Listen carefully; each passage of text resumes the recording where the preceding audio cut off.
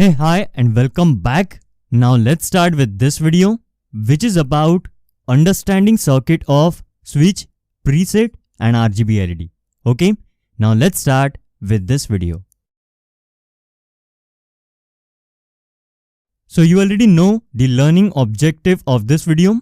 The first point is circuit explanation of user input switch. So I'm going to explain you the circuitry of user input switch. And again, this particular circuitry is actually very simple. Okay, there are just 3 components in this circuitry, so quickly we will complete this particular circuit. Okay, and then the next point is circuit explanation of preset. So we have already spent a lot of time in understanding the circuitry of preset and potentiometer, so we will not spend much time here. Quickly I will show you the circuitry of preset and how we have interfaced it with the microcontroller. Okay, then the next point is circuit explanation of RGB LED. So we have already done the calculation for the power LED, and the same concept we have to use in case of RGB LED. Okay, so this is how basically we are going to cover this video. Alright, now let's start with this video. So this is basically the circuitry of user input switch, and you can see the circuitry is actually very simple. There are only 3 components in this circuitry. Switch is there, then resistor is there, then this 0.1 microfarad capacitor is there, and then this point is actually connected to one of the pin of microcontroller. Okay, and to which pin this point is connected, about that we will discuss later. First of all, let's try to understand the purpose of user input switch. Okay, so you may actually deal with some kind of application where you may need to switch on and switch off some application or some appliance or some LED. Let's consider LED. Okay, it's very simple. So in such case, if you have to switch on and switch off the LED with the help of user input, then in that case actually you can use a switch. Okay, so by pressing the switch you can switch on the LED, and by releasing the switch you can actually switch off the LED. So likewise you will have to write the code in the microcontroller based on the input that you are providing through the with the help of switch. Okay, in the same way, if you have to control the motor that you have connected to the microcontroller, then again with the help of the switch you can do that. Okay, so that's basically the purpose of switch.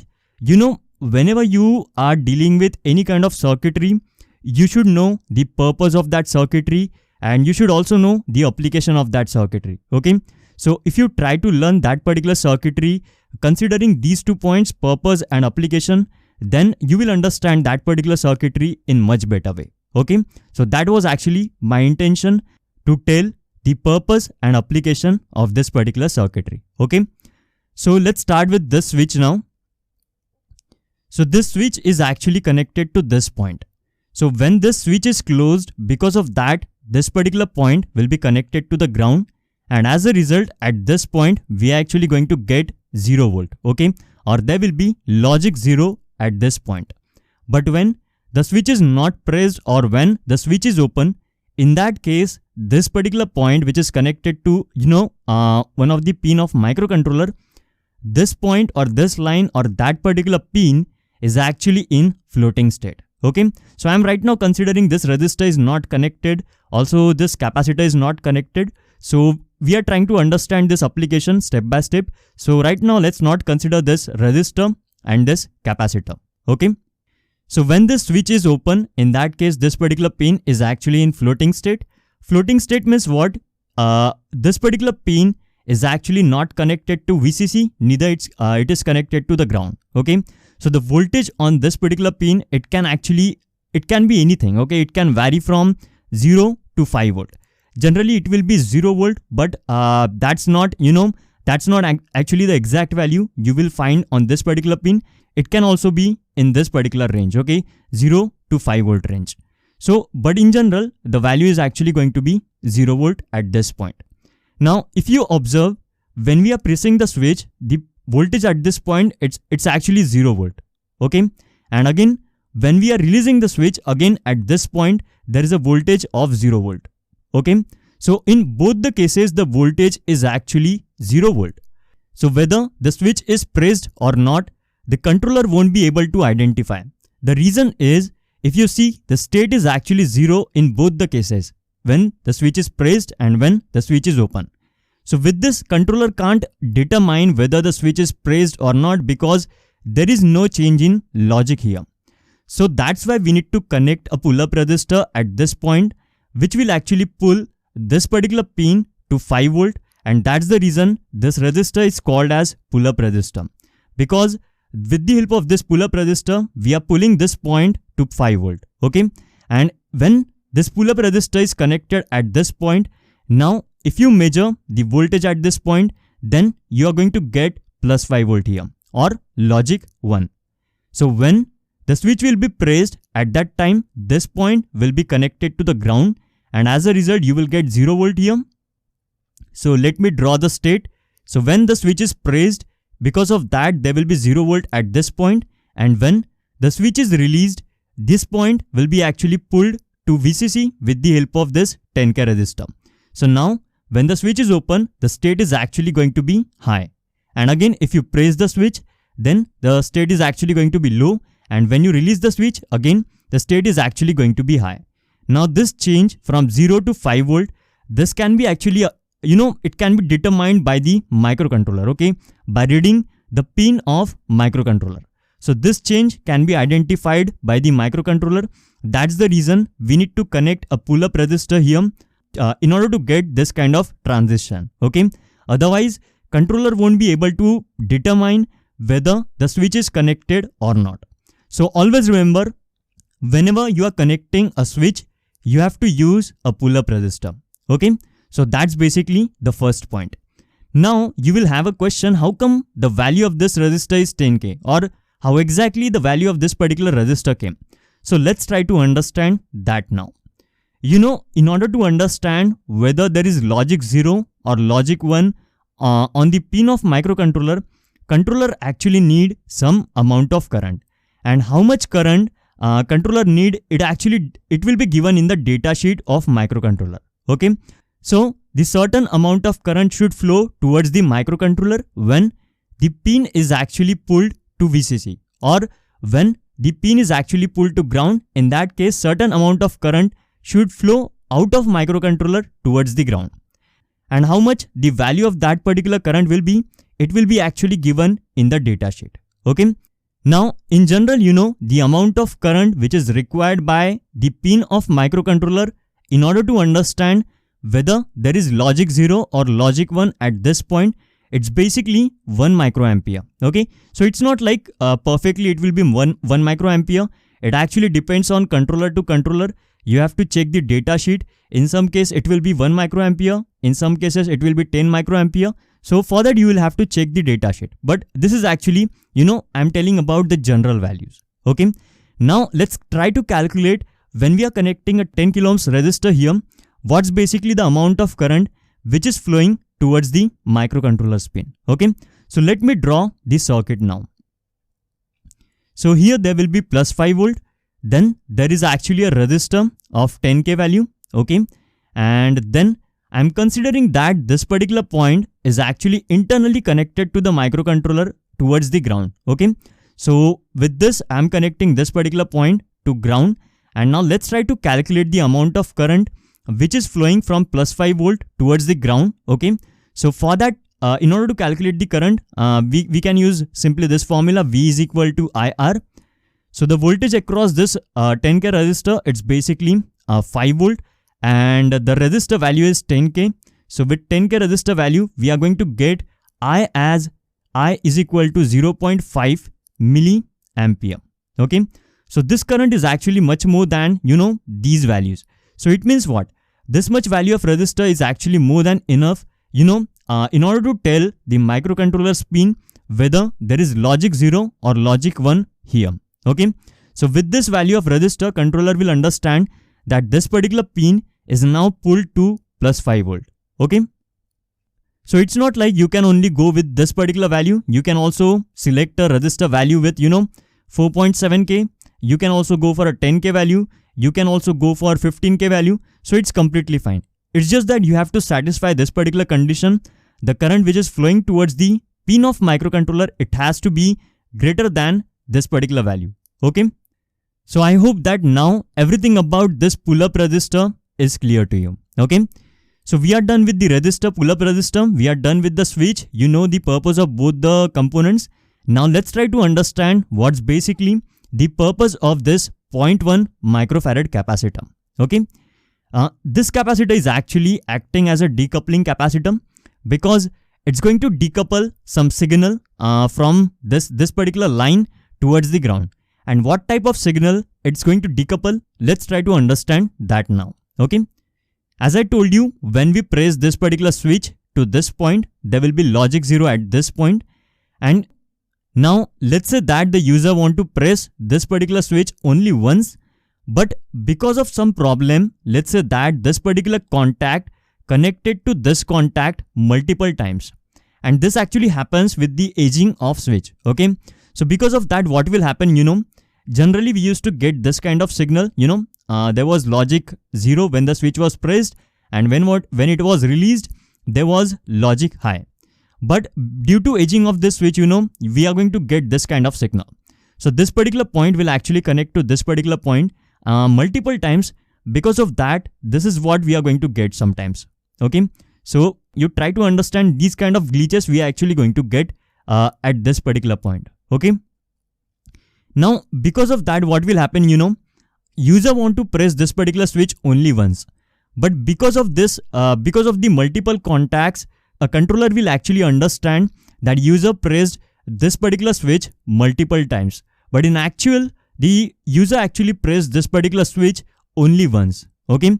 So in order to avoid this kind of situation, we actually connect this capacitor. And this effect is actually called as debouncing effect, because this particular terminal is actually trying to connect to this terminal multiple times. Okay. And this effect is actually called as debouncing effect. Okay. And this capacitor is also called as debouncing capacitor. Okay. Because this particular capacitor is responsible for removing these glitches from this line. Okay. And how exactly this particular capacitor removes these glitches from this line, that point I'm not going to discuss in detail, because it's a lot of theoretical calculation. It actually deals with the charging and discharging of capacitor. Okay. So that point, if I try to explain that particular point, it's going to take almost 1 hour. So here I just want to tell you that in order to remove this debouncing effect, this particular capacitor is actually connected here. Okay. And in general, always remember, whenever you select the value of this capacitor, it's going to be 0.1 microfarad, or you can also use a capacitor with a value of 1 microfarad. Okay. Both the capacitor will remove this debouncing effect. Okay. Actually, I will give you one hint here. You will have a question how exactly this capacitor is removing this glitches from this line. So it actually deals with the charging and discharging of capacitor, and it also deals with the, time constant of this RC network. Okay. So you can see this resistor and capacitor are basically forming a RC network, and this resistor is actually responsible for controlling, the charging time of this particular capacitor. Okay. So it actually deals with the RC time constant of this particular circuitry. All right. So that was all about the explanation of user input switch. Now let's try to understand to which pin we need to connect this user input switch circuitry. Okay. So we have already dedicated these pins for the 7-segment display section. Then we have dedicated these pins for the motor driver IC. Then we are using these pins in order to send the data to the terminal window, or in order to receive the data from the terminal window. Then we are using these pins in order to program the code in the microcontroller. But you will understand that these pins are actually used only once in order to program this particular controller. Okay. In actual, we are not using these pins to program the code in the microcontroller. Okay. We are going to use these pins to program the code in the microcontroller. And how, all that explanation I'm going to give you in the upcoming videos. But at this moment, you just remember, we can also use these pins, in order to connect this user input switch circuitry, because these pins will be used only once, only during the programming of this particular controller, and later these pins, they will be unused. So you can connect this user input switch circuitry to these pins. Okay. So you can use any one pin out of them. Okay. But instead of doing that, I'm actually connecting the user input switch circuitry to this particular pin, which is PC1. Okay. You can also use PC0. It's completely fine. All right. And after that, I have dedicated these pins for the RGB LED, but you can also connect this user input switch circuitry to these pins. Okay. It's completely fine. You can use any of the digital pin in order to connect this user input switch circuitry. Okay. And in our case, I have used this PC1. All right. So I hope that every single thing about this user input switch is clear to you. Now let's go ahead.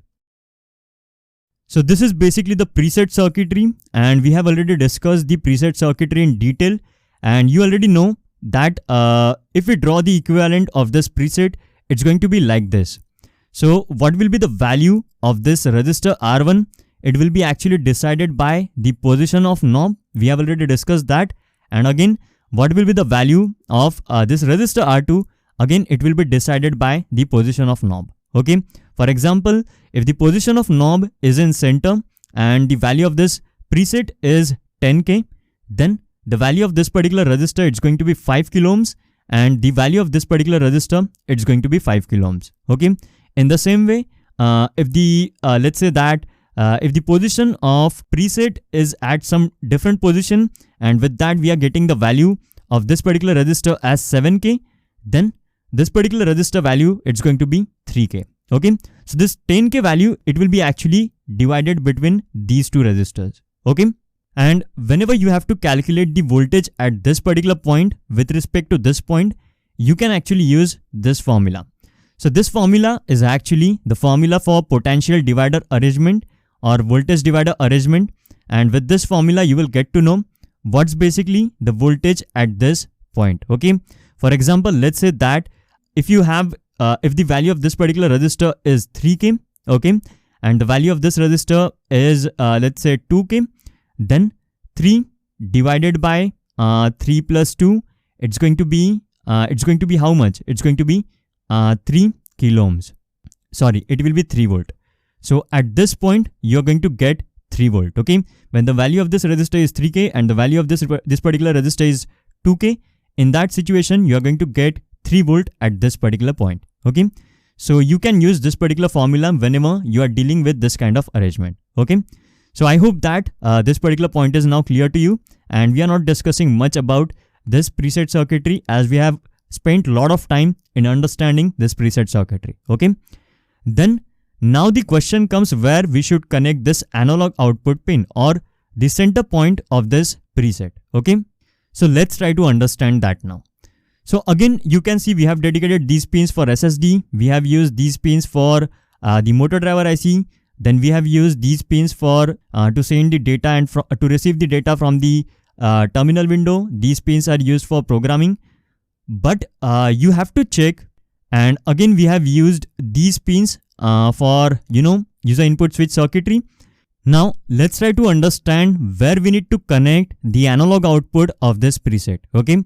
So we discussed that the preset is actually going to generate the a voltage at this particular point between 0 to 5 volt, because this terminal is connected to the 5 volt. So the maximum voltage which you can see at this point, the center point, it's going to be 5 volt. So the voltage at this point, it can be between 0 to 5 volt. And this is basically the analog voltage. Okay. So you need to connect this particular pin to a pin of microcontroller which supports the analog input. Okay. And we have already discussed the pin configuration of the microcontroller. And when we discussed the pin configuration of the microcontroller, at that time I told you that there are total 8 ADC pins in the microcontroller. Okay. And we saw that these are basically the pins which are highlighted in yellow column. These are all ADC pins. Okay. So the second ADC pin, third, fourth, then 5, 6, 7, 8. So there are total 8 ADC pins in this microcontroller. So whenever you have to connect an analog sensor, or whenever you have to connect, external sensor which produces the output in the analog form, in that case, you can actually connect that sensor to any of these pins. So you can connect the sensor to this pin, this pin, this pin. So whichever pin is vacant in your application, you can go with that particular pin. Okay. So in our application, we have selected this particular pin, which is PC0, which is ADC0 pin. So I'm going to connect the output of this preset to this particular pin. Okay, so that's how basically we need to take the decision which pin should be used, for this particular preset or any analog input. Alright, so I hope that this is clear now. Now let's go ahead. So now let's discuss the RGB LED circuitry. When we discussed the power LED circuitry, at that time we did the calculation in order to calculate the value of this current limiting resistor, right? In the same way, in case of RGB LED, you have to do that calculation. You have to apply the KVL in this particular loop, and with that method you have to calculate the value of this resistor. Okay, and I told you that the resistor value, it will be actually dependent on two parameters. The first one is the current which will flow through the LED, and then the second parameter is the threshold voltage or the forward voltage, which is denoted by VF of the LED. So you have to check in the data sheet of the RGB LED how much current that particular LED supports. Okay, and along with that you have to check the forward voltage of that particular LED, and by applying the KVL in the loop you can actually get the value of current limiting resistor. Now one more thing that I told you, whenever I select the value of current limiting resistor, I am just randomly going to put certain values here. Like I will start from 1K, then I will go to 1.5K, then I will go to 2K, because the value that we are going to get, I told you that when we consider the value of this current I as 10 milliampere, with that we are actually going to get a value of a resistor as 330 or 220 ohm, somewhere around that, right? And I also told you that with that much value of resistor, the intensity of the LED, it's going to be pretty high. Okay, so you need to select the value of the resistor as per your requirement and as per the required intensity. So generally I will connect 1K first. I will check the intensity whether it's okay for my application or not, and if it is too high, then I will go for the another resistor value, and I will check whether that particular resistor value is okay or not. So likewise, by using trial and error method, I'm going to check which value of resistor is actually suitable as a current limiting resistor for the RGB LED. Okay, and again the circuitry of the RGB LED is pretty simple. When there is a 5 volt here, okay, so when there is a 5 volt, that particular LED will get switched on. Okay, and if it is 0 volt at this point, then that particular LED will get switched off. And if you notice in this particular symbol, this is actually kind of diode. So we are actually trying to connect this anode terminal to the plus 5 volt, and this cathode terminal is already connected to the ground. So when there will be logic high on the input side, then only these LED will get switched on. Okay, and again after that you need to dedicate these pins to the pins of the microcontroller. So you can actually use any of the pins, any of the digital pin of the microcontroller, but in our case I have dedicated these pins, which is PD2, PD3 and PD4. But it's not like you can only go with these pins. You can select any of the pin of the microcontroller. You have to check, you can actually select any of the digital pin of the microcontroller. Okay, so I hope that this point is now clear to you. Alright, so that's what I wanted to tell in this video. I hope that every single thing that we discussed regarding the user input switch circuitry, then preset circuitry, then RGB LED circuitry is now clear to you. And if you still have any kind of doubt related to any of the three circuitry, then definitely you can reach to me and I will help you with that. Okay. Alright, so that's what I wanted to tell in this video. Now I will see you in the next video, which is about schematic design of switch, preset and RGB LED. Okay.